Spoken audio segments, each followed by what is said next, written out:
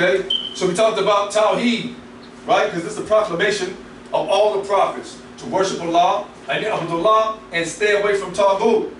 This was the proclamation of all the prophets. Now we go into the word movement, right? This is the word for movement, Harakah, right? Harakah. Just like when we get into the Arabic, right? We have the harufs, which are the letters, and then in order to make the letters move, or in order to make them, start making sounds or whatnot, you got to put the Harakah on it, because the Harakah means to make it move. Right? If you got a letter and ain't got nothing on it, it's just still. It's still. But once you put that radical on it, you put the harakah on it, it gets moving. It gets moving. So harakah means the movement. Harakah to Tauheed, the movement of Tauheed. Tauheed, movement. Okay? So the word movement. Inshallah, let me give you one of these papers, though. This is what we're reading from here. So we're still on the first page. We're on the subject matter of movement. And we're talking about why we say Tauheed, movement. Why are we saying Masjidut-Tauheed? Why are we saying this? So again, movement. That which makes things come about. It is our obligation as servants of Allah to implement and enforce the laws that Allah has laid down. Thus, Tauheed movement. Right? We understand that Tauheed is the proclamation of all the prophets. We understand that Tauheed is the focal point. Now what? We got to move with that Tauheed. We got to move with that reality that Tauheed is the focal point. We got to move with that reality that, man, we're trying to save our what? Our souls, right, from the hellfire. وَمَا خَلَقَتُ الْجِنَّ وَإِنسَ إِلَّا لِيَعْبُدُونَ. I did not create men and jinn except that you may be what? Servants of Allah. That you worship Allah. This is Tauheed. Tauheed movement. Okay? We must make a conscious decision to be of those who advocate this deen to the best of our ability and to be sincere in this process. Right? Again, chapter 66, verse 6. Why we must be sincere?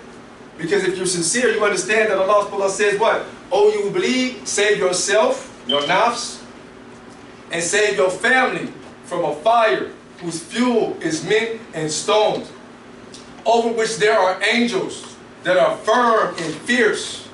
Right? And they do what it is that Allah tells them to do.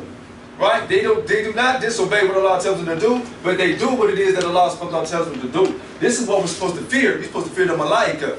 You're supposed to fear that hellfire. Right? If you fear that, then what? Situation becomes critical for you and for your family. Right? That's when we save ourselves and our family from the fire whose fuel is men and stones. Allah made the sons of Adam the vicegerents on earth, with the duty of establishing the laws and exposing and eradicating falsehood and Taghoot. Right? So therefore, we are being made as the vicegerents. The first vicegerent was Adam alayhi salam. He made Adam a vicegerent. Then he made Ibrahim alayhi salam a vicegerent. He made them imams. Right? Those who understand it's a responsibility to lay down the laws and regulations that Allah has laid down. We cannot live. Allah said, and if you do, in Surah Al-Baqarah, Allah says, and if there is not one type of people that checks another people, there will be much fasad and fitna in the land. So therefore, Allah makes the checks and balances. The concept of, well, let Allah deal with it, and inshallah, in the hereafter they'll get theirs. No, man, that's weak. Allah put vicegerents here on earth to lay down the rules and regulations and the laws. If you don't lay down checks and balances, there's no police, right? There's no Muslim police, right? There's no accountability for certain things that you do. Then guess what? Everybody just run amok. We're going to do whatever we want to do because there's no consequences, right? But Allah said, He said, this is the hududu for this, this is the hududu for this, and this is the hududu for this, right? In order to have a deterrent of people doing certain things.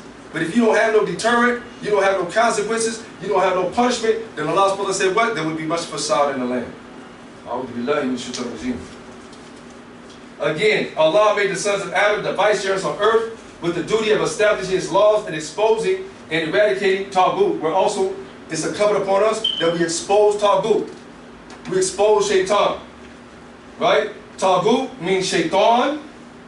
Right? This is in the tafsir. The Sahaba said that Taghoot means Shaitan, as well as anything that transgresses the bounds.